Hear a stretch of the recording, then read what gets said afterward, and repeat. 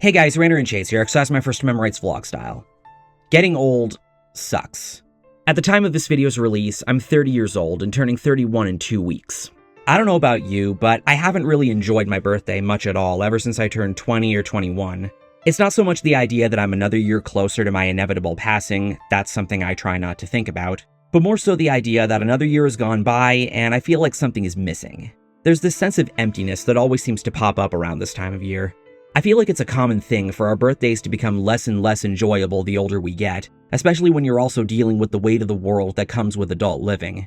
Life becomes really stressful, there's a lot of expectations being bestowed on you for what your life should be like and how you're supposed to navigate through it, and you feel powerless against it.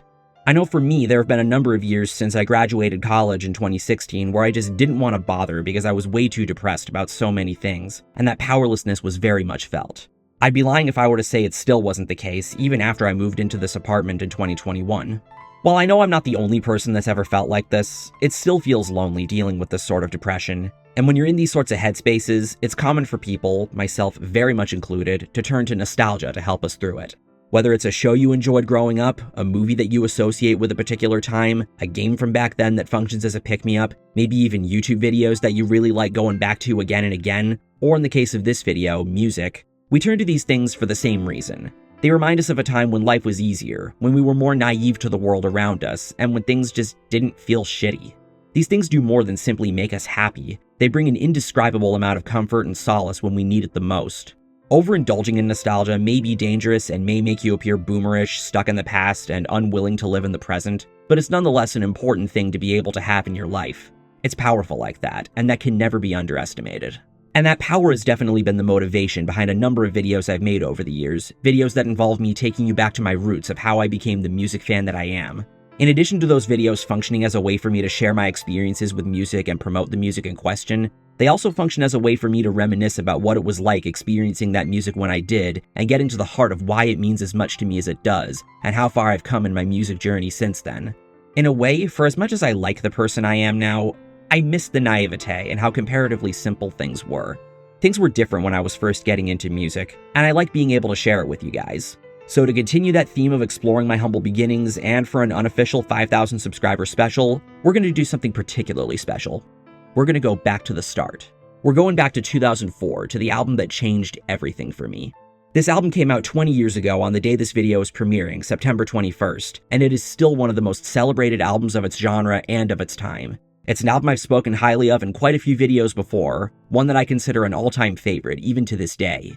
This album is none other than American Idiot by Green Day.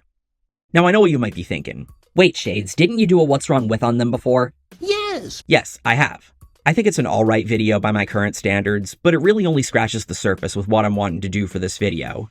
What's Wrong With is a series that focuses on analyzing a band overall in addition to explaining my relationship with their music before we get to debunking the flack. The retrospectives do a similar thing, but with more of a direct breakdown of the album in question through giving my personal ranking of its tracks. What I'm getting at is, I'm wanting to into why Green Day mean as much to me as they do through exploring the album that not only got me into the band, but got me into heavy music. So Green Day is a band that needs no introduction, but I'll give one anyway so we can properly set the scene. The band formed in 1988 in the slums of California by guitarist and vocalist Billy Joe Armstrong, bassist Mike Dirnt, aka Michael Pritchard, and a few other guys, including their original drummer John Kiffmeyer. They were regular faces at Gilman's Club in Berkeley, California, and they gained such a great reputation in the punk scene over there that they got noticed by Larry Livermore, the owner of an independent punk label called Lookout Records. It was this label that released Green Day's first two albums, 39 Smooth in 1990 and Kerplunk in 1991. The latter album saw Kiffmeyer replaced by the band's current drummer, Frank Wright III, better known of course as Trey Cool. But that wasn't the only thing that changed around this time. The early 90s, as we know, was the time of one of the biggest paradigm shifts in music history. While genres that were popular in the 80s like glam metal and hard rock were by no means dead since bands were still making the music and it was still reaching an audience, they had fallen out of style, while alternative genres like grunge, alternative rock, alternative metal, industrial, and other such genres that were seen as an alternative to the arena rock of the 80s and gaining momentum in the underground at the time were finding success in the mainstream and defining the culture of the time. As much as I don't care for Nirvana, what's undeniable is that Kurt Cobain's presence as a pop culture figurehead played a major role in this cultural shift, with his advocacy for independent rock acts, including bands from his own scene in Seattle, to be given a shot. One such genre that was given this treatment was punk. Now, punk existed as far back as the late 60s as an offshoot of the garage rock scene of the time. When we think of the earliest of punk bands, we think of bands like the Ramones, the Stooges, and the Sex Pistols. The 80s saw the genre expand into other subgenres such as hardcore, post-hardcore, skate punk, the next wave of ska, and of course, pop punk. As I've said in my What's Wrong With on Blink-182, I don't really think of pop punk as an 80s genre, especially since its sound wasn't as defined as it would become in the 90s. And with alternative music now getting more of a push, along with Kerplunk making some waves in the underground, major labels began to take interest in this scrappy California punk band with a funny little weed reference for a name. The label Green Day ended up signing with was Reprise Records, a label owned by Warner. This of course led to countless accusations of the band selling out and betraying their scene, which, as I explained in my original Green Day video, I don't believe is actually the case. They never forgot their roots, they still retained their punk energy both musically and ideologically, and I believe more good than harm was done for the well-being of punk, or more specifically pop punk, as a result of Green Day's success. 1994 saw the release of their major label debut, Dookie. Funnily enough, this year is also the 30-year anniversary of that album. Thanks to singles like Basket Case, When I Come Around, Longview, and my personal favorite, Welcome to Paradise, the album became a touchstone moment for punk and one of the definitive rock albums of the 90s. And it's also tied with Nas's Illmatic for my favorite album of that year. And the band kept up the momentum with their 1995 follow-up, Insomniac. But in 1997, they released the more stylistically experimental Nimrod, which spawned one of their biggest hits, the acoustical Good Riddance Time of Your Life, which became a consistent feature at graduations and going-away parties. As I said in my original Green Day video, that song was actually my introduction to the band back when I was in elementary school and listening to an adult contemporary / soft rock station every morning before school, and since I grew up thinking acoustic songs were boring, it was a pretty terrible first impression. It's still not a song I like at all, for the record. I'm pretty sure people in 97 felt similarly, since Nimrod didn't fare as well commercially or critically, and their next album, Warning, in 2000 performed even worse. I know those albums have their fans, I'm not one of them, but while Green Day didn't exactly lose their popularity at this time, they were at the lowest point in their career. And not helping was the fact that newer pop-punk bands like Blink-182, Newfound Glory, and Sum 41 were beginning to pop off, making Green Day feel like they were slipping into irrelevance. They knew they had to do something big next, something bombastic, something that would make the world pay attention, something like a rock opera. The album American Idiot was famously originally penned to be called Cigarettes and Valentines. The band intended for this album to be a return to form after the not-as-stellar Nimrod and Warning, helped by the fact that they went back to working with their longtime producer, Rob Cavallo, after self-producing Warning. Cigarettes and Valentines was originally slated for a 2003 release, however, the master tapes got stolen. How and by who? No one really knows. The band could have called for an investigation, but instead, feeling like the album wasn't reaching its full potential, they decided to start over from scratch with a whole new sense of invigoration. I don't think there's a single person that doesn't think this was ultimately for the best, mainly because, be honest with me, do you think you would have bought this album if it were called Cigarettes and Valentines? Doesn't exactly sound like the name of a massive pop-punk rock opera, and to be honest, it's kinda gay. Though the band eventually performed the would-be title track live in 2010, so I guess not all was lost.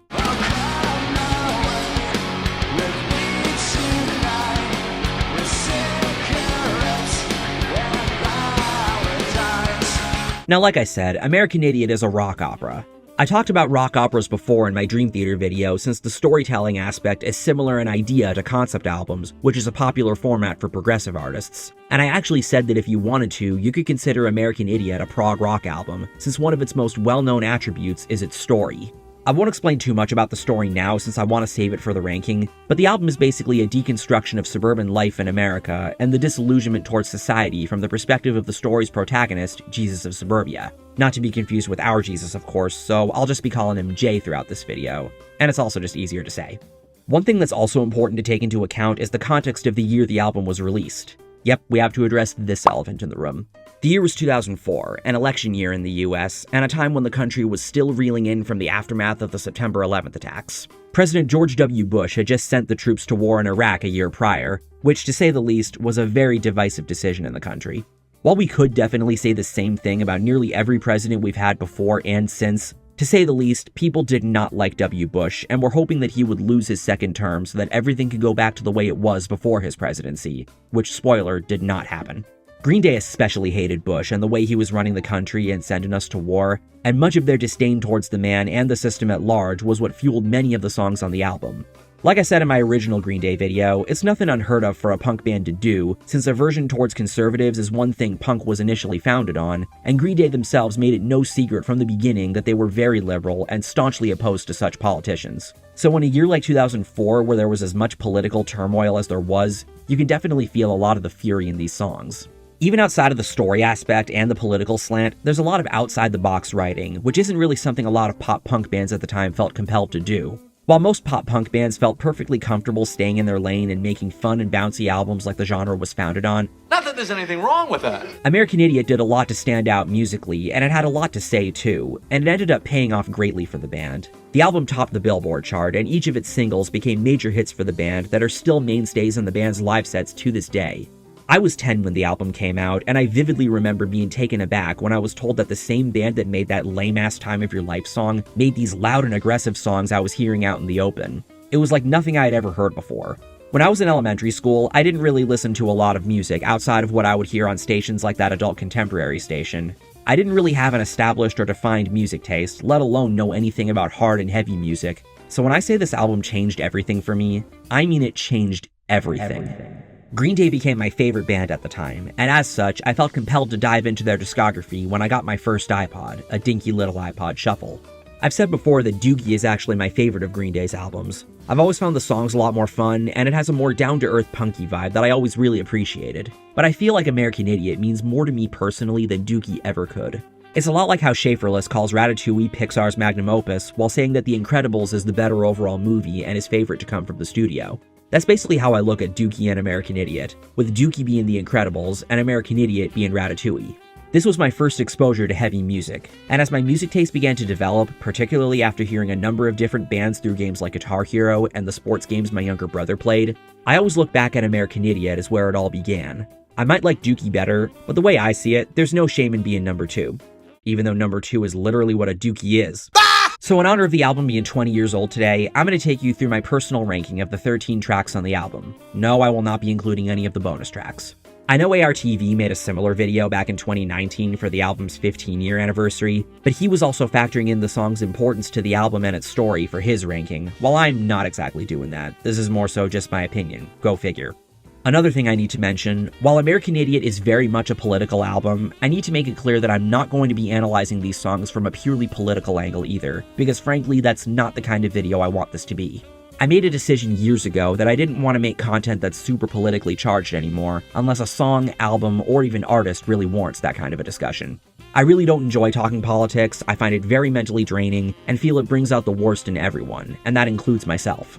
It's also me wanting to hold myself to the same standard I've held other people to when it comes to getting political, especially when they don't need to, and wanting to be more careful and tactful with my approaches compared to how I might have gone about it in the past and how I've seen others go about it, so I don't alienate my own viewers, even though I know I won't be able to please everyone regardless. While an album like American Idiot would normally call for some political analysis based on the criteria I mentioned, all I want to do in this video is talk about the songs, what they mean to me, and how they helped the album to become a work I hold in high regard 20 years later. So if you're looking to engage in any political debate, you've come to the wrong place. So without further ado, let's go back to my humble beginning. This is American Idiot's tracks ranked.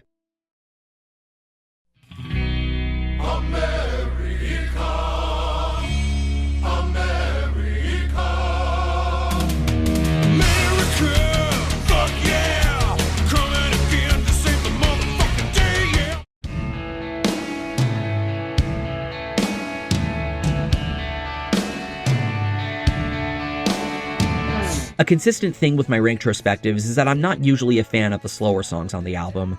Much like Let Me Take You Home Tonight in the Boston video, and Must Get Out in the Maroon 5 video, Are We the Waiting has always been the track I found to be the most forgettable on American Idiot. Honestly, the main thing I find it all interesting about this song is that the instrumentation is kinda cool, mainly with the drums. I like how big the toms sound and how they contrast with the twangy sound from the guitar. And with this being a more toned down song, it allows Billie Joe's voice to sound a lot more soulful. A song this always makes me think of is the title track on Stadium Arcadium by the Red Hot Chili Peppers, since the tempo and feel are similar, and it's also in A major.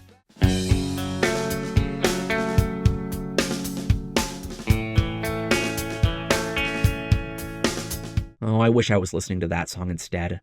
The other thing this song really has in its favor is, of course, the narrative purpose it serves. At this point in the story, Jay has left his home and begun venturing into the city. There's a lot of contemplation in the lyrics over whether this was a good idea. The line that I think punctuates this the best is this. Rachel, love, story of my life. Rage and love are the main concepts that drive the story, and it's a fair summation of Jay's character.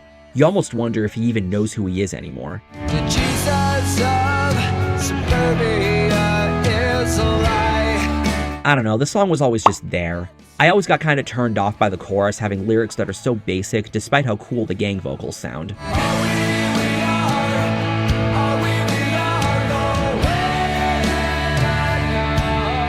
It makes narrative sense to have it where it is in the album, and I really like the abrupt way it transitions into the next track, which we'll be talking about much later in this video. But much like the next song coming up in this ranking, I can't help but feel like we wouldn't lose much if Are We the Waiting got cut out. Still, it's got a decent sound. I just think the bulk of the rest of the tracks on the album sound a lot better.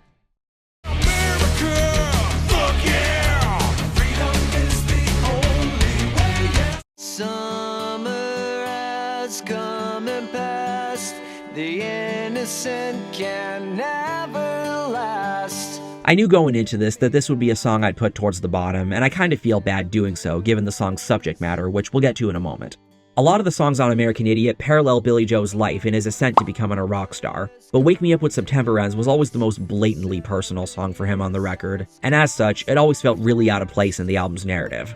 I'm sure there's some way you could finagle it in, like maybe Jay is having a moment of reflection about a big thing he really misses from his past, and of course there's the war being depicted in the music video that I guess is supposed to connect somehow, but I've never really been sure how it is the song is supposed to be interpreted, other than what even 10-year-old me could easily pick up on. The song is indeed about Billie Joe's father, who died from esophageal cancer on September 1st, 1982, the very beginning of the month. Billie Joe was 10 at the time of his passing, and losing someone at that young of an age can be extremely traumatizing, especially if that person is someone you had a close relationship with. And as a result of this, September became a month he resented having to endure every year. It had become tainted with the memory that someone you loved is no longer around. It reminds me a lot of when my dog Fenway was put down in February 2020, just before the start of the pandemic, and I told myself that I didn't want to watch Futurama for a long time because of, that episode, and how much it would make me miss the loving relationship we shared, and cry uncontrollably at the fact that I can't be with my best friend. It's also why I can barely listen to the song I'll Be There For You by Bon Jovi without thinking of him either. So I empathize greatly with Billie Joe, as I'm sure everyone that's lost a loved one or even a best friend can. But the unfortunate reality is that the world just keeps turning, and you'll have to face that anniversary whether you want to or not. September has to come. We can't be like in that episode of Doug where he imagines his vice principal as a supervillain that eliminates weekends, because no one has that kind of power. But that's why I feel bad that this was always one of the songs I liked the least on American Idiot. It was always kind of a downer hearing, especially compared to how energetic most of the rest of the album is. While I have more of an appreciation for power ballads now than I did at the time of the album's release, in the context of pop punk, they've always felt particularly out of place and not as fun to listen to. So the song sticks out like a sore thumb both narratively and musically. That's not to say there aren't any parts I enjoy. Billie Joe might not be a shredder, but the solo is very moving.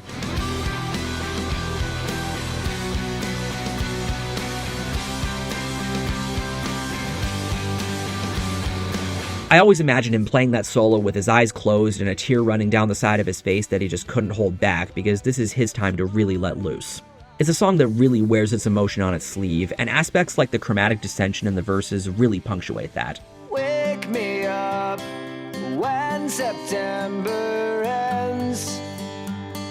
But much like with Are We the Waiting, the main saving grace for me with the song was always the drums. Tré Cool really plays with a lot of power and prestige here, and he does a lot to help the song not drag too much. It's just a shame that you have to wait until a third of the way through the song for it to get even that exciting.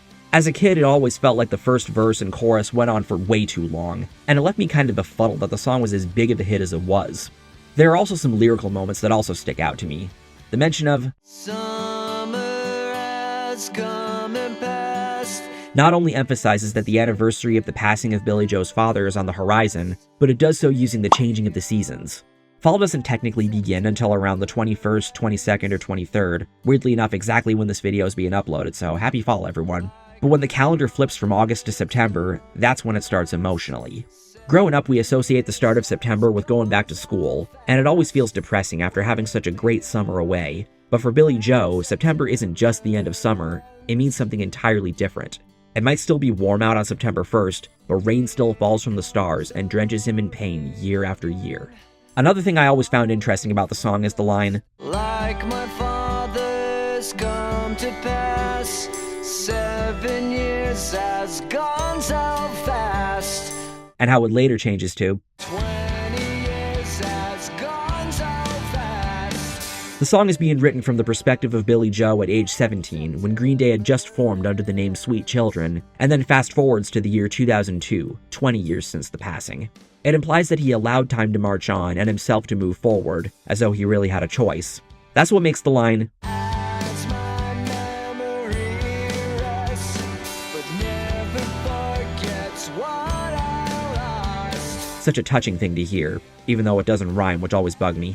Bottom line, I don't hate Wake Me Up When September Ends. It might not serve the narrative purpose that the rest of the songs do, but I really appreciate the purpose the song does serve and sympathize with what it represents for Billie Joe. It's just never been a song I really love hearing, especially on American Idiot, even if I find it more interesting than Are We the Waiting. Also, the memes are fucking annoying, and I hate how people keep sharing them every year. I don't find them offensive, and I sure as hell know better than to speak for Billie Joe on the matter, but they just get less and less funny every year, especially when it's the same joke being made. Just stop! Terrorists, your game is through, 'cause now you have to answer to. She's an extraordinary girl in an ordinary world. He took the midnight train going anywhere. Oh come on, they had to have known people were going to make that comparison. On the surface, Extraordinary Girl was always another song that was just sort of there, that I didn't see much of a point to. But again, a big thing that makes American Idiot such an experience is that, with the exception of Wake Me Up When September Ends, even the weaker songs on the album are able to coast on the narrative purpose they serve. This song revolves around Jay developing feelings for the story's love interest, What's-Her-Name. That's literally her name, it isn't me not remembering. With her rebellious punk attitude, she's set up to be everything Jay could want in a partner. But don't let the love song exterior fool you, because the song also establishes some conflict in the relationship.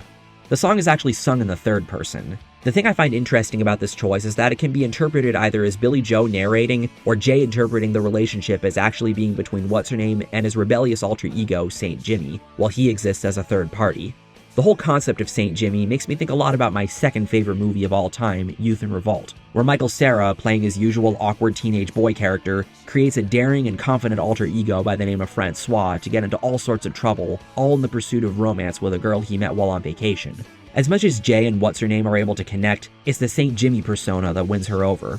But unfortunately, the song frames their relationship as surface level, which leads to it becoming dysfunctional, which is a fate all too familiar for relationships established as quickly as this. Some days he feels like dying. She gets so sick of crying. What I like about Extraordinary Girl is how the chord progression mirrors the tension in the relationship. It's largely built around alternating between A major and D minor chords. Fun fact, I'm not sure if this is how other people play this, but when playing these chords, literally all you're doing is just moving your fingers up one string while in the exact spot on the fretboard. Melodically, it's a lot like the chromatic dissension in Wake Me Up When September Ends, in the sense that a minor 4 chord is resolving to the major root chord, and if you know your diatonic chords and major keys, you'll know that the 4 chord isn't supposed to be minor. A major is a really uplifting key, one of my favorite major keys actually, but that D minor has a lot of spice and uncertainty that clashes with the positive vibe you go into the song with. So it's a lot like the relationship in the song, since it progresses from the honeymoon phase to the disconnect the characters experience.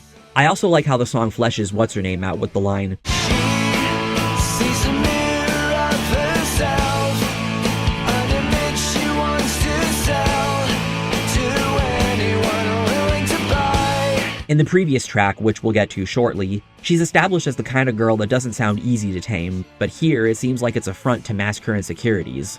It's not uncommon for young women to have self-esteem issues or issues with their image, and it leads them to not make the healthiest decisions and jump into a lot of meaningless relationships. It shows that What's-Her-Name is just as flawed and has just as much baggage as Jay.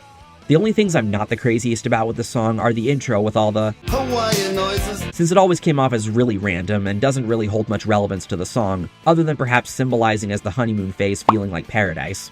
I've also found Billy Joe's delivery in the chorus weird when he says, She's all alone again, wiping the tears from her eyes. It sounds really stiff when he could have sung it like, wiping the tears from her eyes. And finally, after the second chorus, there's a run through the chorus progression with no vocals and nothing else happening. It's begging for something to happen over top of it.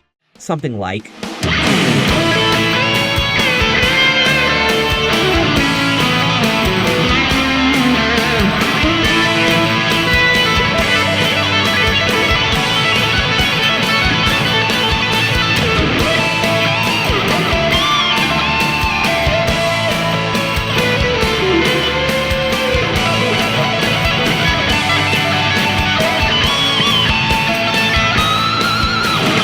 But other than that, Extraordinary Girl's an okay song. It's got an interesting sound and some interesting character development in the lyrics. It's always been the song that served as the middle of the road between the songs I find to be weaker on the album and the songs I find to be more interesting. But let's take a step back and talk a little more about What's-Her-Name.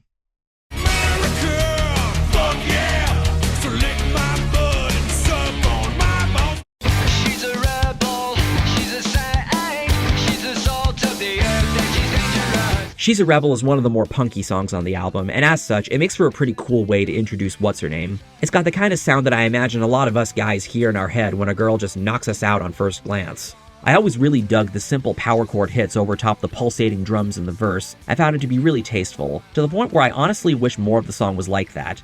This is one of the more straightforward songs on the album, and it's also the shortest, at just shy of 2 minutes. But that's also why I've always seen She's a Rebel as another kind of middle-of-the-road song, because it doesn't feel like there's a lot there. All it really is to me is a song that rocks pretty hard and not much else. And that's always left me feeling heavily conflicted about it, probably more than any other track on the album.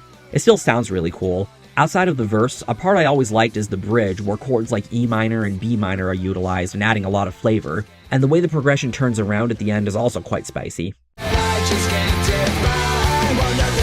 This line is also really clever. You get it?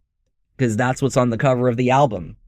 Like I said in the last segment, What's-Her-Name gets fleshed out more in Extraordinary Girl, but She's a Rebel makes for such a cool entrance. The song being more punky compared to a song like Are We the Waiting reflects What's-Her-Name's personality, and that's what draws Jay to her. Being a saint, a vigilante, the salt of the earth, and the dawning of our lives that sings the revolution, she represents so much of what Jay left home to find, and that's why he feels compelled to pursue a relationship with her. It's a lot like in the episode of The Simpsons where Bart tries to date the Reverend's daughter and he comes to find that she's an even bigger troublemaker than he is. A lot of the time, men are attracted to women that are basically a reflection of them, or the kind of person they imagine themselves as being. And I am speaking from experience when I say that, because the song also makes me think a lot of the Slayer Megadeth girl I've spoken about before, who had a very similar personality to What's-Her-Name. She may be dangerous, but Jay evidently isn't fazed by it. It really is the punky sound that puts She's a Rebel above the previous 3 songs on this list. Green Day is, after all, a punk band, and when I was getting into them, I gravitated more towards the songs that sounded like this. It excites me way more than the slower songs like Are We the Waiting and Extraordinary Girl, so I can't help but wish the song were longer and that it had a little more to say about what Jay sees in What's-Her-Name. But at the same time, I do appreciate that the song can also function as a song about how awesome a girl is that any female-attracted individual can get on board with. So at the very least, She's a Rebel works. But even if all you really see it as is just being a plain old punk song with not much going for it, wait till you see what comes next on this list. America, fuck yeah! What you gonna do when we come for you now?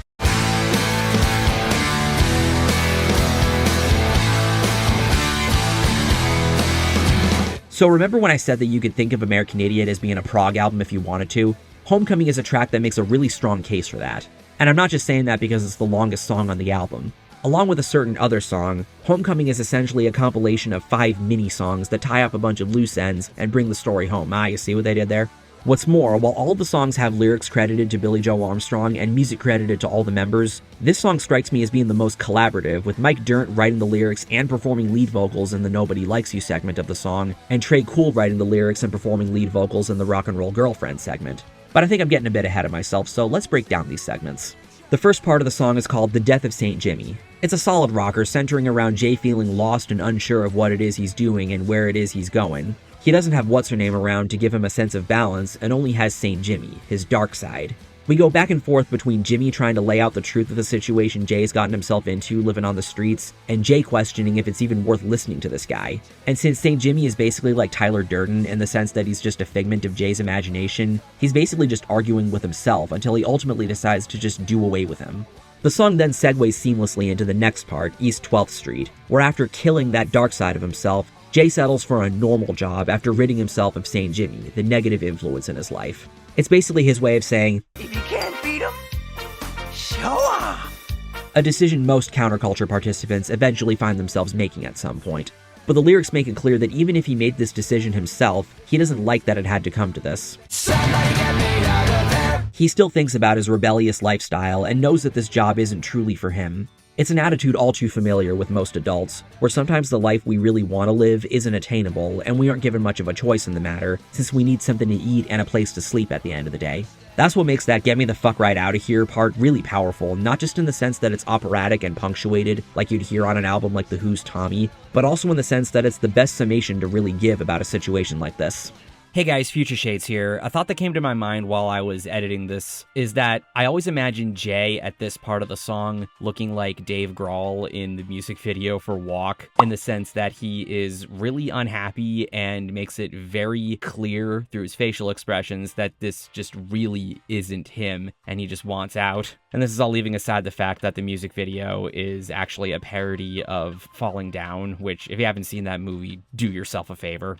Then comes the Nobody Likes You portion, with Mike Dirnt on vocals. His singing isn't too shabby, but something about his voice here always put an image in my mind of a drunk guy doing an impression of punk vocals. The instrumentation is also pretty interesting, with incorporation of a marching snare drum, timpani, and even bells, which really shows Trey Cool's range as a percussionist. The segment feels awkward and random compared to the previous two, but that's also reflective of Jay's mental state as he drowns in his misery of what's become of his life. Everyone he knew is gone, and he's doing the exact opposite of what he set out to do in the beginning of the story. And this shattering realization dances around in his mind in the form of this.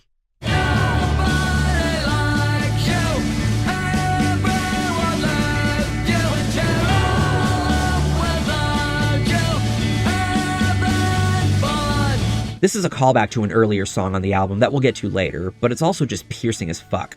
If you ask me what my biggest fear is, I would tell you it's abandonment. Having absolutely nothing and no one while everyone makes it perfectly clear that you aren't wanted and it's better that way for them. Like, imagine being straight up told that nobody likes you, everyone hates you, and everything's better without you around, sorry not sorry. It's honestly fucked up.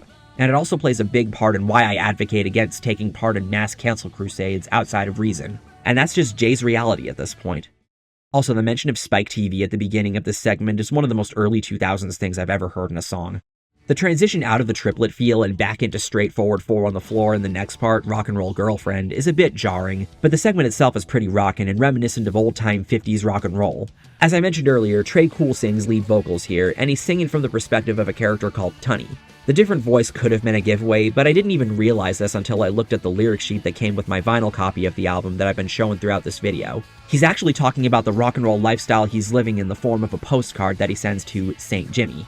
It's such a weird juxtaposition from how miserable Jay's life has become. Tunny is doing everything he wanted to, and it doesn't just come off as him bragging about how awesome things are for him now, but his uttering of "jeez" and his saying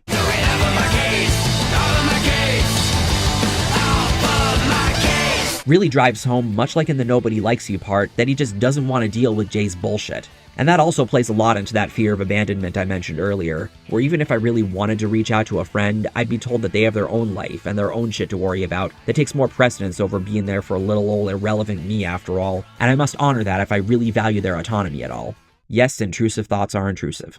Hey guys, Future Shades here. Listening back to that, I feel like that came across as angrier than I intended. Now, while yes, much of what I wrote for the Rock and Roll Girlfriend portion and the Nobody Likes You portion do come from a place of anxiety and depression and possibly even bottled up aggression over the history that I've had of dealing with gaslighters in my life. The idea was to show that I can relate to what Jay is dealing with at this point in the story. But I feel like the way I sounded there sort of got it to sound like an indirect call out, and that wasn't the intent. So if it felt like that at all, I do apologize. Though there is a strong possibility that I'm totally overthinking this and worrying over nothing. That's a possibility too.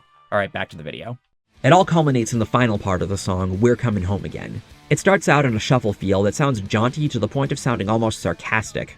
Jay's coming to the realization that all of us come to at some point in our lives, the reality that life isn't fair. You only have so much control over the world around you, and sometimes the only thing left for you to really do is say, Screw you guys, I'm going home. It's the one place you truly feel safe and have any semblance of control, and you can tell with the line of, I started fucking running as soon as my feet touched ground. that he feels genuinely excited to be returning to that place. It really sucks when you have these big dreams but feel like you're going nowhere, and you need a sense of familiarity to get you by. Being on the spectrum, I know that all too well. And I really like how the song doesn't go, I'm coming home again, like a bunch of songs with that sort of title would say, but rather, we're coming home again, since Billie Joe knows for a fact that nobody is ever truly alone in dealing with the craziness that life throws at you, and that these are sentiments lots of people in the world carry. And the anthemic way the chorus is delivered always makes me think of in The Lion King when Simba decides he's finally ready to return to Pride Rock, the place he truly belongs. On the whole, Homecoming is an interesting way to build towards the album's conclusion. There are some cool sounding parts like East 12th Street and Rock and Roll Girlfriend, but my main issue with the song is that it feels like a lot is being crammed in for the sake of wrapping the story up. If I were to rank the 5 segments of the song from least favorite to favorite, it'd probably go Nobody Likes You, We're Coming Home Again, The Death of St. Jimmy, and then probably East 12th Street and then Rock and Roll Girlfriend. I really appreciate what the band was going for with Homecoming, but it always felt clunky listening to, especially compared to that certain other song. It's still a pretty cool song, and while it concludes a lot about Jay's character arc, there's one song that comes after that effectively closes the book, and that would of course be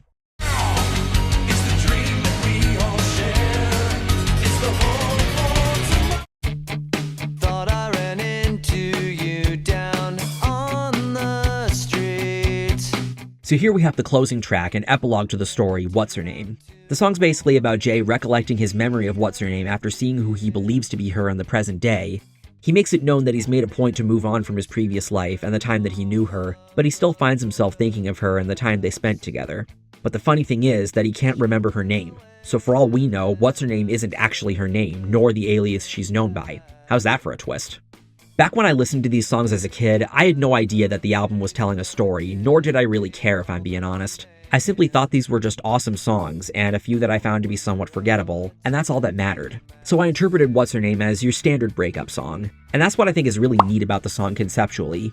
Billie Joe Armstrong has even stated that this song, along with songs like She and Sassafras Roots, was written about an old girlfriend by the name of Amanda.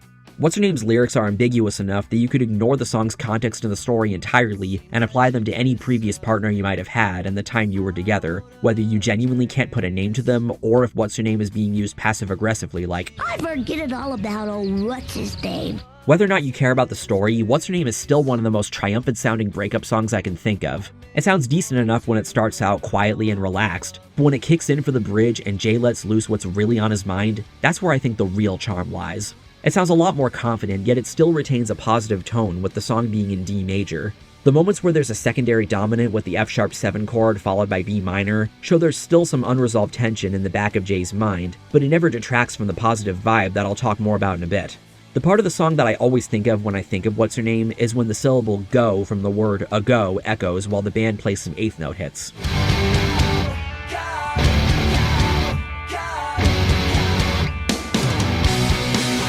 Really cool drum fills there too. Of course, the final lines in the bridge are also really sweet. And in the darkest night, if my memory serves me right, I'll never turn back time, forgetting you, but not the time. This isn't just Jay's way of saying that he's always going to hold on to the memories of his punk days on the streets, let alone the memory of What's Her Name, even if he can't remember what her name was. But it's like with the son in my Maroon 5 video, how he doesn't have any regrets about that time period. It made him who he is today, so even if the breakup with What's Her Name has long since passed and they're now living different lives, with her potentially having married, What's his face? Jay can't bring himself to think at all negatively about that period of his life, which is such a mature outlook to have about something like a breakup. And I like how the song ends with a really abrupt transition back into the quiet feel from the beginning of the song, which I always saw as symbolizing how life is just going forward now. And that quiet wrung out D chord makes for a sweet note to end on, the kind that makes you think, yeah, those were good times, just like the time you spent listening to this album. What's Her Name may be a lot like Circles by Joe Satriani in the sense that it starts and ends quietly while the really exciting part is in the middle, but its feel and its versatile functionality help it to really stand out, and that's why I don't think I could ask for a better way to close the album.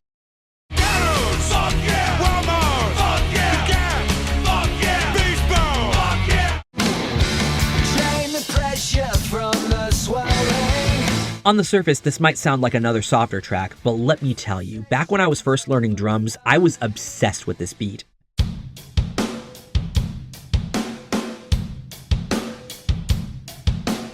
I remember I would even play it on my desk in school. That's how addicted I was to playing it. And it's funny I use the word addicted because this is a song about drug use. Although the drugs could be seen as metaphorical because the song takes place at a point where Jay has a lot troubling him about the situation that he left behind as well as his current predicament, and he wants to be taken out for a little while and rid his mind of these feelings. Of course, a troubling situation is what turns some people to drugs or alcohol, and Jay just wants to feel numb, which is what the drug Novocaine, which is intentionally misspelled in the song's title FYI, is used for. It's commonly used by dentists to numb your jaw while they operate, hence why when I got all 4 of my wisdom teeth pulled in the beginning of 2015 while I was on winter break, I summed the day up with Give Me Novocaine, as well as Anesthesia Pulling Teeth by Metallica. I'd show the Facebook post I remember making about that. If I still had my original account. I'd be lying if I were to say I didn't wish the song were heavier. I could see a really cool Rage Against the Machine-esque riff being played over that drum beat.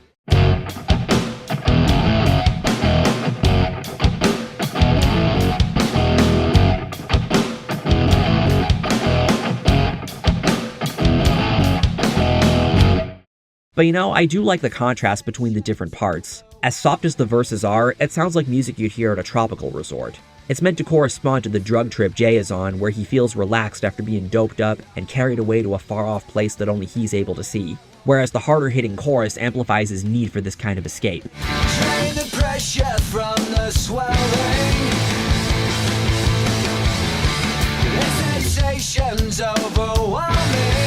And the song also makes clear that it's St. Jimmy that's taking Jay on this path and influencing him to take these drugs. Jimmy says it's better than air. Tell me, Jimmy, I won't feel a thing. Even as a kid, I was able to pick up on Jimmy being kind of a sleazy character through that first line. But again, Jimmy is Jay's alter ego, which means that Jay is convincing himself that these drugs are the only way to numb the pain. I get the funny feeling that's alright.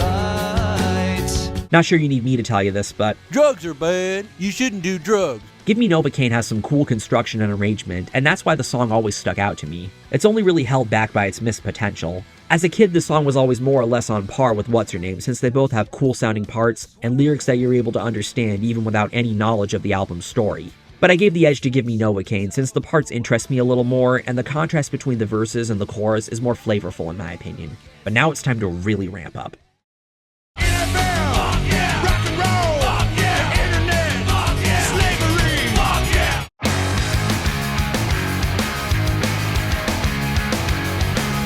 Yes, sir, it's the title track. What a friggin' way to blow down the doors with such an explosive start to the album. As much as Overplay has kind of soured the song for me a little, this is the song I always remember blindsiding me after only ever associating the name Green Day with a wimpy, cliched acoustic ballad. But this was loud, aggressive, energetic, and the heaviest thing I'd ever heard in my life at that point. Of course, now that I listen to a lot of metal, that sentiment sounds like such a cringy thing to hear someone say. But give me a break, I was 10 to 11 years old. We've all said silly shit akin to that when we were kids. Almost like there's a reason Bill Cosby had an entire show dedicated to it. A big stupid doo-doo head. On the note of that legendary insult, yes, this is one of the more blatantly political tracks on the album. But I promise again that there isn't going to be any nuclear political ranting going on here because, as I said in the beginning, that's not the point of this video. It's commonly believed that the American idiot in question is George W. Bush. But if you pay attention to a lot of the songs on the album, you'll notice that they can be interpreted as more than just simple jabs at Bush and his administration. Sure, many Americans viewed Bush as not just an idiot, but a big stupid doo-doo head, but the song is actually referring to your average Joe Schmo living subserviently under the system in place and believing everything fed to them by the mainstream media. People like me, people like you. That's who Billy Joe is referring to with the line, I'm not a part of a redneck because whether he's out of line there or not, his perception of a lot of those people is that they're just blissfully ignorant. Of course, nowadays he replaces the word redneck with something a little edgier,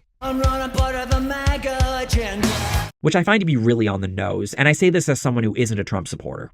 American Idiot also speaks a lot about paranoia and hysteria being omnipresent in the culture, because remember, we're in post-9/11 America here, where content was being censored, if not outright removed, because of potential parallels to the September 11th attacks, and everyone was sent into a frenzy over the mere possibility of more terrorism.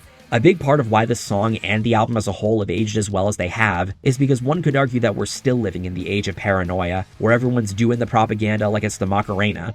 I mean, spending any amount of time on Twitter.com will be enough to show that there's some truth to that. But no matter what your political leanings are and how you interpret this song, all this is being done to set the stage for the society Jay is living in. It's essentially the story's overture, and again, it's an effective way to open the album, and Green Day even opened their sets with it as well. At least they did when I saw them. But like I've been saying throughout this video, I was 10 or 11 when I first heard this song. What were my politics like back then again? I don't like that we're being sent to war. Also, George Bush looks like a monkey. I didn't give a shit about whatever political message there might have been in the song. All I cared about was that this song fucking ripped. The chords sounded big, that solo break sounded fun, the vocals sounded passionate even if I wasn't really paying attention to what was being said, and the drums sounded epic. Trey Cool's performance on this song, especially with that drum fill he does after the chorus, was one thing that made me really excited to learn drums at the time when that was my main instrument. If there's anything I hope you guys have picked up on, especially if the Give Me Novocaine segment is anything to go by, it's that American Idiot is a really fun drumming album. It's a lot like what I said in my original Green Day video about how one of my favorite things to do when listening to Dookie is pay attention to Mike Dirnt's bass parts. American Idiot is like that for drums, and that's what made Trey a favorite of mine on the instrument. Though I think the only other drummer I knew I really liked at the time in elementary school was Chad Smith of Red Hot Chili Peppers. All this is to say that I had a lot of fun playing drums back then, and as much as I love playing guitar, listening to these songs kinda makes me miss it a little. Not to mention also, this is one of the first songs, if not the first song I remember hearing that had swearing in it. The subliminal mindfuck America. Well, maybe I'm the faggot America. Of course, nowadays, swear words are part of my everyday language, whether people like it or not, but back then, hearing such language was like discovering a hidden secret of the universe, and I'm sure you felt similarly at that age. My parents used to have a parental block on iTunes that would disallow me from buying songs with the explicit tag, at least not without demoing the song first to determine if it's something they were comfortable with me listening to. Yeah, this was one of the rougher aspects of my childhood. I forget how American Idiot was able to slip by, but it did. Maybe it was for drumming purposes, I really can't remember, it was so long ago. But when you're that young, listening to music with cursing in it, seeing movies rated higher than PG, watching programming geared towards an older audience, it's like a rite of passage. And this is all leaving aside the context of the word's usage that people like woke scolds would be more inclined to ignore. The word mindfuck is being used to refer to the manipulation from the media, and Billy Joe uses the word faggot to refer to those that aren't part of that aforementioned redneck agenda. And even if you wanted to argue that it was in poor taste of him to do so, it's a well-known fact that Billy Joe is bisexual. Don't believe me? Listen to the song Coming Clean on Dookie, it's all about him coming out. At the end of the day, no matter how much overplay might have soured American Idiot for me, I'm always going to think positively about it for how it made me double take what I thought of Green Day and get me hyped to listen to the rest of the songs on the album. It really was pivotal for me, and I'm always going to remember that. I'd also be remiss if I didn't give a quick mention to Weird Al's parody of the song Canadian Idiot on Straight Outta Linwood, which was one of the first songs of his I ever heard. But this album had an even bigger hit that also really compelled me to learn more about the band, and that song would of course be Starbucks, fuck yeah! Disney World, fuck yeah! Porno, fuck yeah! Valium, fuck yeah! I walk a lonely road, the only one that I have ever known. I imagine some of you are surprised to see this song this high in the ranking given how massive of a hit it was back in 2004 or 2005. Remarkably, overplay hasn't quite soured Boulevard of Broken Dreams for me. Just like with American Idiot, finding out that Green Day was the band behind this song also stopped me in my tracks, because even if the song isn't as energetic as American Idiot, I really loved the sound. It could be the early onset F minor bias I would develop as I listened to more music, but I remember finding the vocal melodies so earwormy and the chord progressions and overall tone so pleasant. With my current understanding of music theory and song construction, it's of course really simple to me now, but putting myself back in the mind of my 11-year-old self, hearing this melody overtop the chord progression really marveled me.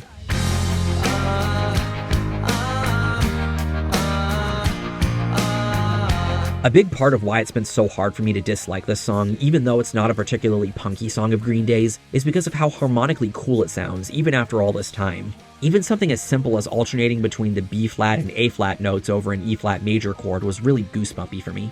There's only one that walks beside me. This is one of those songs that really puts the power in power ballad. It's to a point where I find it legitimately exciting, let alone getting me to act like that meme of the guy cranking up the volume and cry singing his heart out when the chorus hits. The melodies are that great and the instrumentation is that cool. I'd also be remiss if I didn't acknowledge the previously mentioned ARTV famously going on record citing Boulevard of Broken Dreams as not just his favorite Green Day song, but his favorite song in general. As, for lack of a better term, adorable of a take as that's always kind of sounded ever since I first started following him, I'd be lying if I were to say it wasn't totally understandable why a person would cling that hard to this song. It was one of my early favorites of Green Day's too, and I remember how much I loved immersing myself in the blue texture when listening to it. It makes me think a lot of a rainy day, like the kind I remember happening on a handful of bus rides to school when the song would come up on that iPod Shuffle.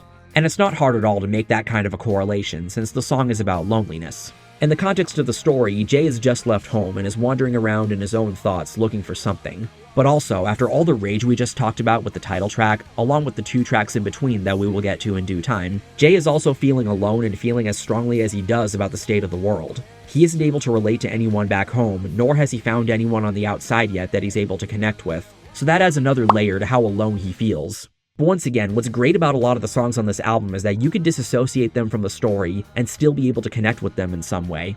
Loneliness is something experienced by a lot of people, where they feel like they're walking a lonely road, not knowing or caring where it goes, just that they can be by themselves in their thoughts. But at the same time, the line, Sometimes I wish someone up there will find me. says that they do have a desire for connection. As peaceful as it can feel being by yourself, connection is something we as humans all strive for. And as someone that was kind of a loner as a kid and very selective on who I allowed myself to get close to, something that's honestly still mostly true to this day, it was not hard at all for me to connect with this song.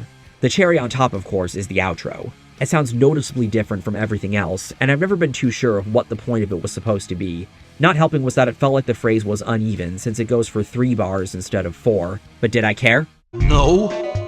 From the way the riff jumps from F up to D flat, to the usage of notes like the D natural after the E flat, and the E natural in between the A flat and F notes, it feels like a massive wave crashing followed by a series of more massive waves.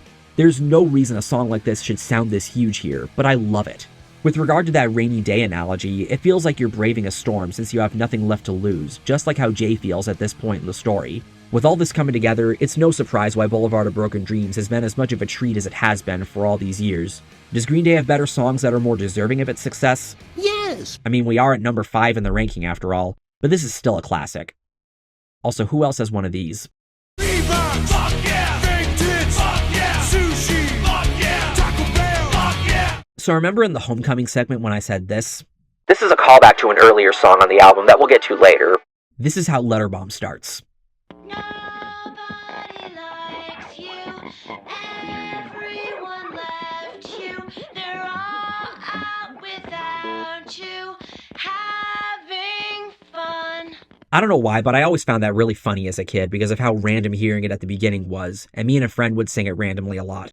The voice you just heard comes from Kathleen Hanna, the singer of the band Bikini Kill, portraying What's-Her-Name. That whole Nobody Likes You segment in Homecoming, where that phrase dances around in Jay's mind, stems from this. The song essentially showcases What's-Her-Name doing this.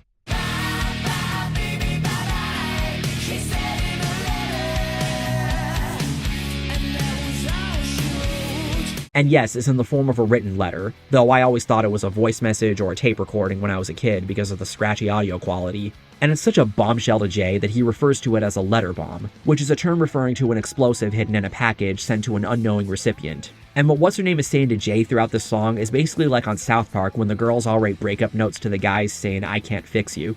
Calling this track a bomb is very fitting because it's one of the most energetic and punky songs on the album. The drums are really pounding, the guitars are really upbeat, even this part of the chorus where a C chord is thrown in has you going, whoa!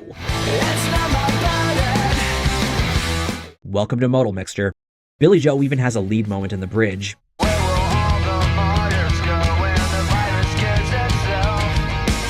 And then after he does a pretty badass scream, we get one of those Green Day style solos that obviously I can play circles around, but it still mixes well with the chord progression.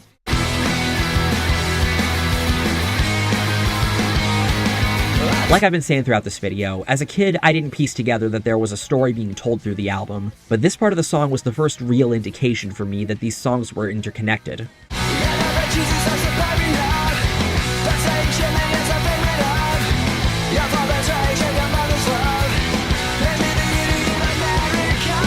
Jesus of Suburbia and St. Jimmy are both being mentioned here, and so I went, hey, those are both songs on the album. So imagine the kind of revelation it was for me to find that Letter Bomb is largely being sung from the perspective of what's-her-name just telling Jay off. It also made me look at this line differently.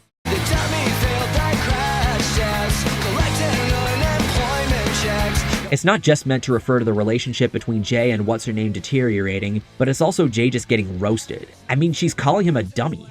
A dummy! And I can already feel the Manosphere douches losing their minds over that. Again!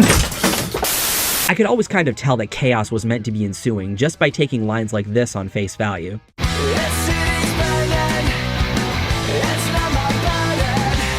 The lyrics never made the most sense to me, which I think is supposed to be the point, but the anger felt in the instrumentation and even some of the chord choices really emphasized the emotions felt during the breakup on the part of both what's-her-name and Jay. Because at this point in the story, I think it's safe to say that Jay might just be, dare I say, on a downward spiral.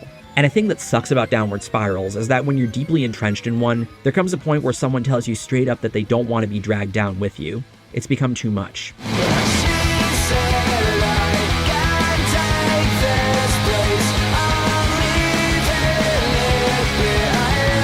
Whatever the case, Letter Bomb was always a song that captured the kind of energy I always really loved about Green Day. Even if the lyrics are hard to follow, it's still a damn exciting song and one of the hardest hitting on the album. If She's a Rebel is a cock tease with how short the song is and how little it has to say despite how hard hitting it is, and if Extraordinary Girl is telling you to hold on to your whetted appetite while you get this slower song out of the way, Letter Bomb is the payoff that quenches your thirst for something more driven. And that's leaving aside how it's the explosion, pardon the bomb reference, of everything that was established in those two prior songs story-wise. That's a big part of what's gotten this song to stand out really well on the album, and with it containing so much of what I love about Green Day's sound, it shouldn't be a shock that I view it as one of the best on the album. Lamp oil, rope, let it bomb. You want it? Yes. But then there's... Rodeos, Bed Bath and Beyond. St. Jimmy's coming down across the alleyway, up on the boulevard like a zip gun on parade. I mentioned already that when I was a kid, I thought that Green Day were the loudest and heaviest band ever. And you know what? St. Jimmy was the song that really made me genuinely believe that. There's some big sounding songs on American Idiot, but none that sounded like this. This was fast. And 11-year-old me didn't think it was possible for a band to be this fast, and so I thought that this was the fastest song in existence and that only Green Day, the best band ever, were able to pull it off. Again, it sounds stupid to say right now, especially after having gotten into a number of bands known for playing exceptionally fast, but St. Jimmy legitimately blew my mind. Listening to Trey Cool's drumming throughout this, I remember being genuinely frightened at the idea of potentially learning the song on drums because I had never played a double time song, or blast beat song as I like calling it, before, and I wasn't sure I wanted to. The idea of a drummer having that kind of stamina on the instrument gave me legit chills, and I wasn't sure I would ever get to a point where I'd be able to play like this. Like, it's one thing to strum some fast chords on guitar, but to be able to maintain consistent time at this kind of tempo with the coordination required to play drums was just unheard of to me at the time. Goes to show that, again, American Idiot is a great album for drumming. And all this just makes for such an epic way to introduce this character. She's a Rebel was a cool character introduction for what's-her-name, but St. Jimmy blows it out the water.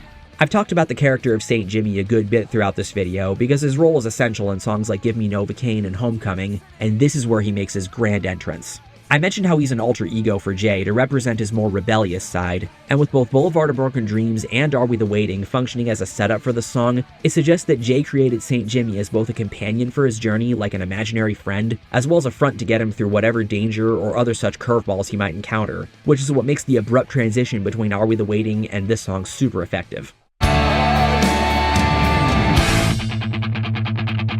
Jimmy is a tool for Jay's personal security and safety, and a way for him to appear confident while he's out all alone on the lonely road in which he knows not where it goes. And this guy is badass. I'm an American badass! He's tough, he's edgy, he does drugs and smokes cigarettes, he likes Edgar Allan Poe like every other edgy millennial says, and he's always prepared for any trouble that may come, especially if they make it double.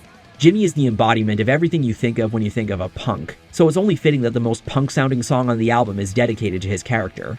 Not to mention, the time when I was listening to these songs a lot was when my brother and I liked playing WarioWare Touched when we got a DS, and so I always imagined St. Jimmy looking like Jimmy T from the game. He's like the exact opposite of punk, but the one thing these two have in common, other than the name, is that they are both cool and want you to know it.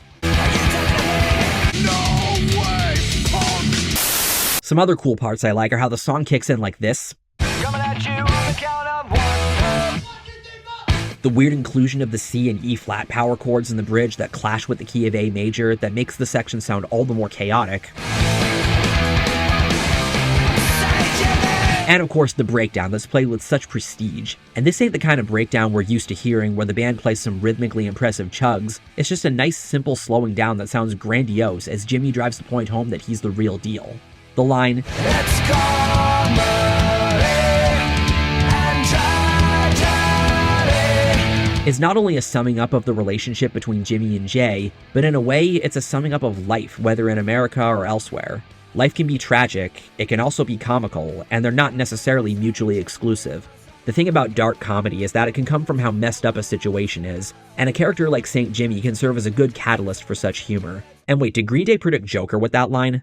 I used to think that my life was a tragedy, but now I realize it's a fucking comedy. I mean, given the kinds of things Joker does in that movie, the parallels kind of make sense if you think about it. Really, the only complaint I have about St. Jimmy is that the song ends like this. And that's my name. And don't wear it out. Whereas if you've seen Green Day live, you'd know they end it like this. And don't you fucking wear it out. That's such a missed opportunity that would have been so earned. Maybe they felt they'd already said fuck too many times on the record, I don't know. But no matter what, St. Jimmy fucking rips, easily one of the best on the album.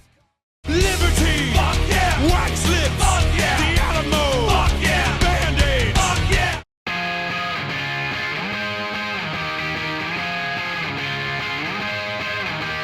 While American Idiot was the song that took me by surprise after my previous perception of Green Day, and while Boulevard of Broken Dreams was the song that helped the band to really resonate with me, and while St. Jimmy was the song that cemented my idea at the time that they were the loudest, heaviest, and greatest band ever, it was Holiday that made it official at that point that Green Day were my favorite band. While I could tell even as a kid that the song had a pretty clear anti-war message, there was hardly a rock song I had heard by that point that sounded as fun as this. Those over-distorted opening chords do a great job signifying that chaos is about to ensue, especially with the way Billy Joe slides from the D-flat chord up to the A-flat chord on the upper octave of the neck. And looking back, this might have been the song that made me really love shuffle feel songs. Straight-ahead rock can be cool, but swung rhythms like in this song help things to feel more loose while still being just as hard-hitting. And with the kind of message it conveys, that feel helps the song to sound like a really fun time so that you don't feel like you're being beaten over the head too much with all the anti-war stuff. I say this because, yes, this is the most overtly political song on the album. Remember when I said this earlier in the video? But if you pay attention to a lot of the songs on the album, you'll notice that they can be interpreted as more than just simple jabs at Bush and his administration. Notice how I said a lot of the songs, as in not all, because Holiday is the biggest exception to that. I mean, after all, what else are you supposed to make of this line? Seek out to the president, gas man. Other than, Bush is a Nazi. this is what people are getting at when they clown on people who are oblivious to the fact that Green Day have always been not just political, but very open about where they lean the moment they hear about Billy Joe ranting about Donald Trump. Do I find it annoying when he does that? Yes! Mainly because, just like I said all the way back in my Buddy Nielsen video, most people that go to concerts don't even want to be thinking about Donald Trump or other touchy issues when they're just trying to enjoy an awesome live show. But I know better than to act surprised about it, especially when a song like Holiday exists and is one of their best-known songs. As I said in the intro, the Iraq War was a major thing Green Day took issue with the Bush administration getting the country into, and Holiday was their response to it. I'm not going to go into a major history tangent about it because, once again, that's not the point of this video. All I will say is that they, among many others, didn't believe this war was for a noble cause, and they felt that the media was lying about the truth of the matter. The American government lies to you. Throughout the lyrics, there's a lot of violent imagery that always came to my mind, even as a kid, when I'd hear lines like, Coming down like an Armageddon flame, and bleed the company lost the war at end. And the drum running out of time. The song also does a lot to emphasize the reaction given to anyone that either protested the war or thought differently about it, not just with this line. There's a flag wrapped around a score of men, a gag, a plastic bag on a monument. But pretty much all throughout the bridge. Bang, bang goes a broken glass and kill all the fags that don't agree. Again, I didn't know what was going on. None of this shit made sense to me at that age. I reiterate, my only thoughts at the time were, I don't like that we're being sent to war. Also, George Bush looks like a monkey. You may be asking, So Green Day were against the Iraq War. Okay, but does this really need to be on the album? What does it have to do with the story? after all that was established in the title track, Holiday takes place after Jay has left his home in pursuit of adventure in the city. The way I always connected the two is that the war was just another thing pissing Jay off that he wanted to escape. He more than likely felt very strongly about it while viewing everyone else as complacent. It sounds irrational, but so is leaving home without any idea what you're doing. He's young and naive, and while this might not be an excuse, it should explain his thought process enough. And the way Holiday transitions seamlessly into Boulevard of Broken Dreams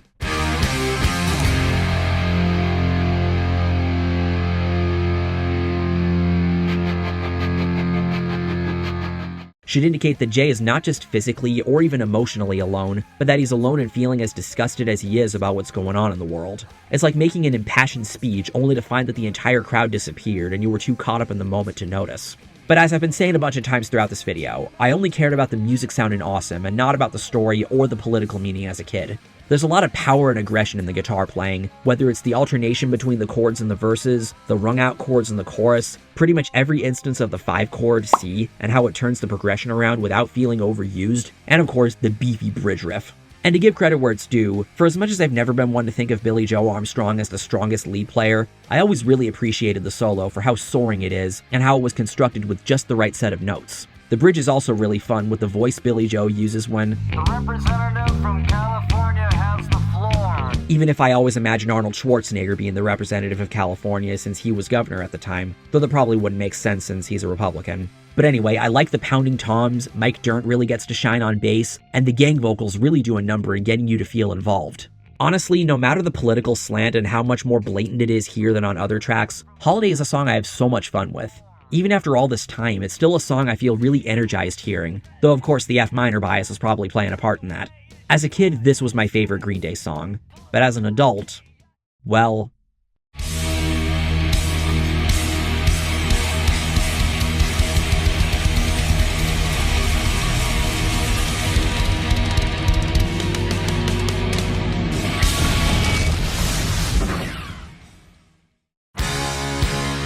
I'm the son of rage and love.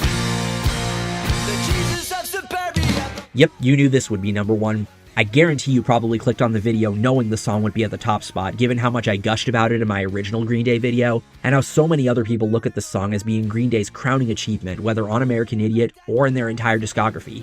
Indeed, my favorite track on American Idiot is Jesus of Suburbia.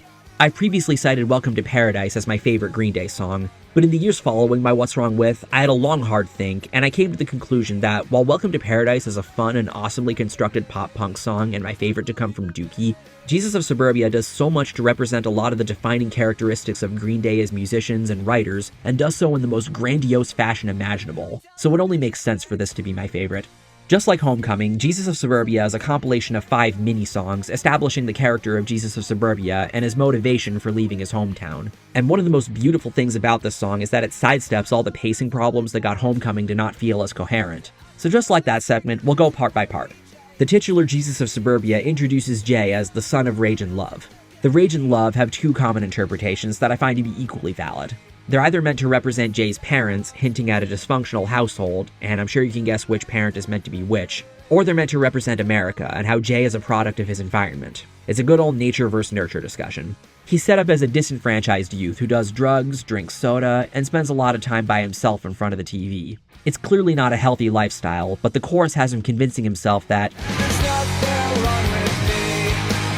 This is how I'm supposed to be. which is a common trait in most people, even people with lots of privileges, not wanting to consider the possibility that the problem might be you and not everyone else. You are all the things that are wrong with you. It's not the alcohol or the drugs or any of the shitty things that happened to you in your career or when you were a kid. It's you. After all, he considers the world around him to be a land of make-believe, a funny little reference to Mr. Rogers of all things, and a place he doesn't belong. This makes for a solid introduction musically as well. The vocal performance is great, the chord hits are very anthemic, and the drumming is really upbeat, especially when it comes to Trey's drum solo.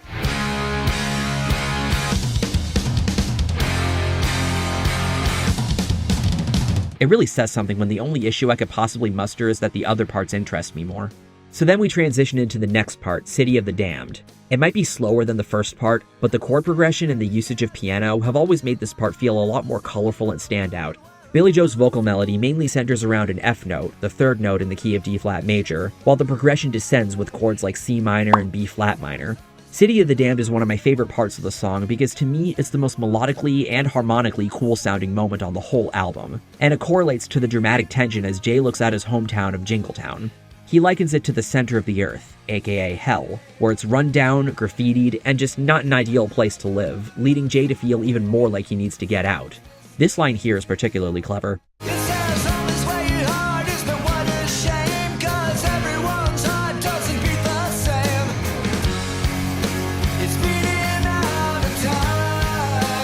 Obviously, it emphasizes how different Jay feels from everyone around him, but the reality is that this isn't something unique to him. Everyone has their own story, their own feelings, their own struggles, etc. But Jay doesn't feel that anyone understands or cares, so the song makes a pretty cool transition into the next part, I Don't Care. What's that? I think it's the sound of no one caring. I Don't Care has always been my least favorite of the parts lyrically, since it's basically Jay just saying he doesn't care and doesn't care if you don't care, but boy howdy is the music exciting. We've transitioned into 6/8 with some already energetic drumming, and when it goes back into 4/4, it's easily the heaviest part of the song. The drumming is so thrashy and the guitars are so beefy, but the highlight of this part is easily the guitar cutting out and letting Dirt ride on the D flat, while Billie Joe goes mask off and rants about a big thing that's influencing Jay to leave.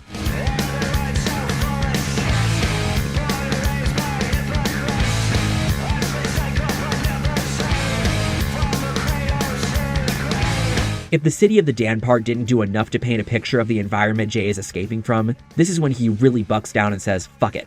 Everything's fucked, everybody sucks, and he's lost hope for the situation to improve. That's just how little he cares at this point. One thing I've always really liked about Jesus of Suburbia is how the transition into the fourth part of the song, Dearly Beloved, maintains the pulse, or heartbeat if you will, from the previous part. But it's also the softest of the 5 parts. It's like coming down from a massive tantrum and your heart is still beating heavy. At this point, Jay is introspecting about the decision he's just made. I was never sure who he was supposed to be talking to here, who this Dearly Beloved is, since he hasn't met What's-Her-Name yet, nor has St. Jimmy been materialized. I didn't realize this prior to researching for this video, but Genius does mention Jay having a previous girlfriend, but I'm not even sure if that's who this is directed at either. For all I know, when he says,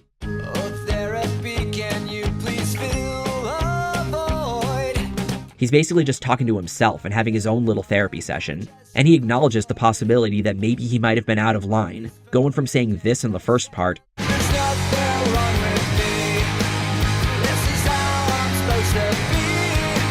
to now wondering, are we demented or am I disturbed?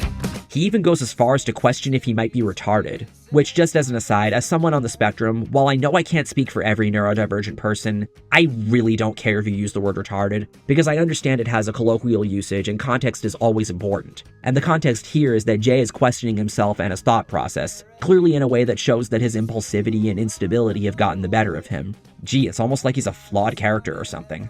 But moreover from that, even as the softest part of the song, I really like Dearly Beloved a lot. I like the dynamic contrast it provides while not feeling like too much of a drop-off from the energy in the previous parts. There's a lot of charm in the usage of acoustic guitar and xylophone here, and while I used to find the backing vocals really weird and derpy sounding, I've since developed the biggest soft spot for them.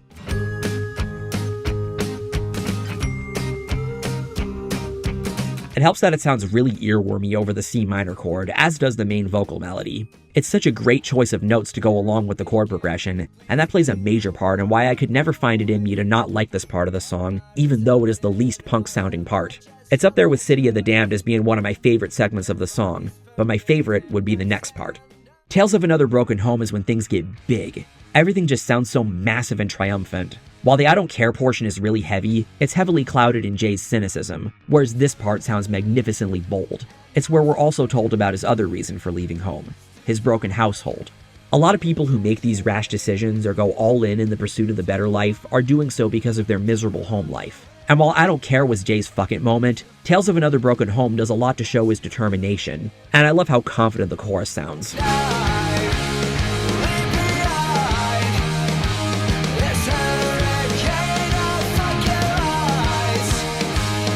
It's not even just because Billy Joe says the word fucking for that Emphasis! but it's how he sounds singing over the E-flat chord with those rhythms and backing vocals going on. The drive really carries this part of the song and energizes me so much, and Billy Joe's vocal performance is the icing on the cake. But of course I can't not talk about the solo. I've said a lot of things about Billy Joe's lead playing before, but this solo blows the roof off this already huge sounding segment, and it's without a doubt his most shining moment on the instrument. No matter how much my shred bias wants to seep in, no matter how much I want to be that guy that says I could come up with something cooler, I get the biggest fucking smile on my face listening to this part.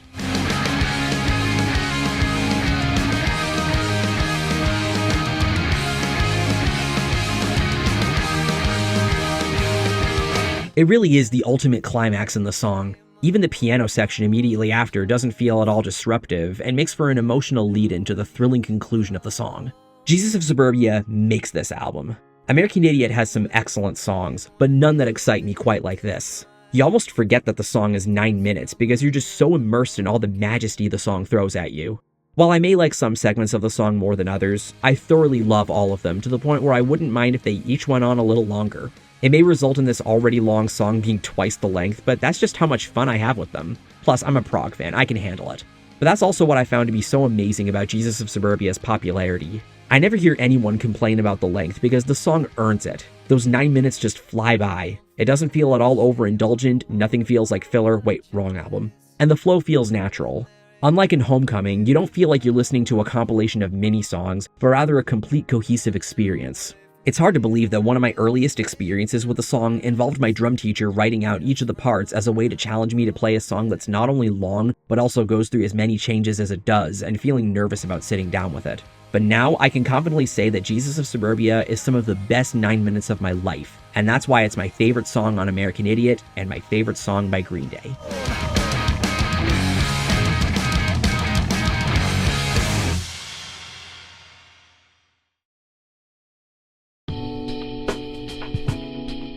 And as they say, the rest is history. In the years following my friend's mom burning me a copy of American Idiot, the version where each of the songs fade into one another, I would develop a deep love for rock music, learning about multiple different artists from multiple different genres that I would find out about from multiple different sources. My music journey has been never-ending, not that I would ever want it to end, and it all started with this album. Each time I listen to these songs, I'm always brought back to that moment in my childhood when everything changed. When thinking about the stark contrast between what my life was like before getting into music and what it was like after entering what I call the musical rabbit hole, American Idiot really serves as a big turning point. I've always looked at 2004 as being the year my childhood died. Hey Arnold and Rugrats both canceled, the classic era of SpongeBob wrapped up with the movie, and I entered my final year of elementary school with the looming knowledge that pretty soon, fun times were over and things were going to change. American Idiot represented the dawning of a new era, and helped me transition out of my childhood and into this new identity I developed for myself. And, well, life's never been the same. Green Day, of course, are still going strong to this day. While the albums they've released post-American Idiot vary in quality, the band still maintains their status as one of the biggest rock bands around, getting inducted into the Rock and Roll Hall of Fame in 2015 and consistently selling out major venues, including the Hella Mega Tour that I saw at Fenway Park in 2021 as my first post-COVID show, where there was thankfully no political ranting. Just this.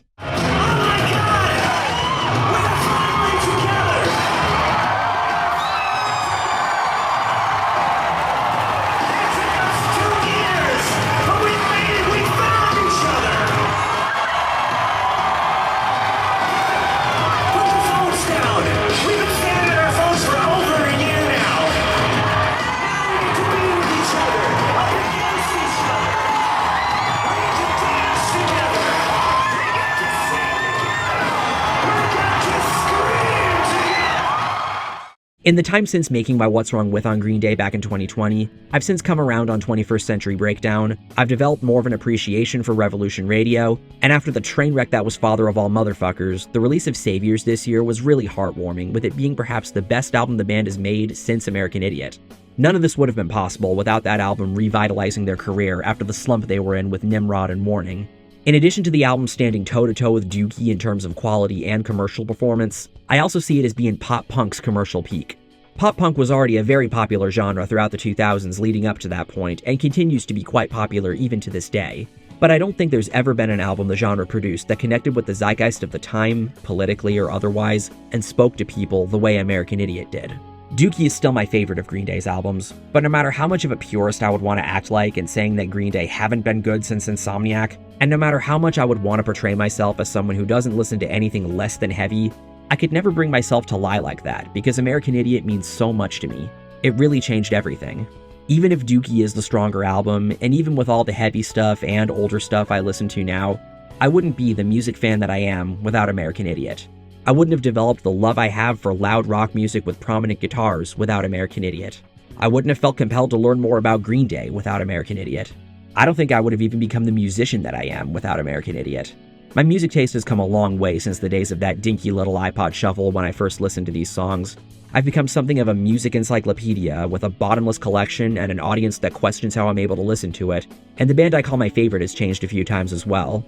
But even with all those changes and all that I've learned about music, throughout all that time, Green Day always maintained their place in my collection, and I don't see that ever changing. They will always be part of the conversation about who my favorite bands are, and American Idiot will always be part of why that is, because it is truly the album that changed my life. And that does it for this video. If you have your own rankings of the tracks, or if you have any other thoughts on American Idiot 20 years later that you'd like to share, please don't hesitate to make use of the comments down below. Thank you for watching this video. Thank you for helping me to hit 5,000 subscribers. Take care and have a nice day. I'm Shades, and I'll see you next time.